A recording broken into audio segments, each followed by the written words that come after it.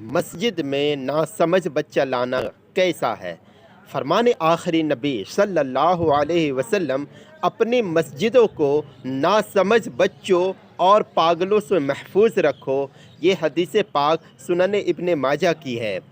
مسجدوں میں شور کرنا گناہ ہے اور ایسے بچوں کو لانا بھی گناہ ہے جن کے بارے میں غالب گمان ہو کہ پیشاب وغیرہ کر دیں گے یا شور مچائیں گے۔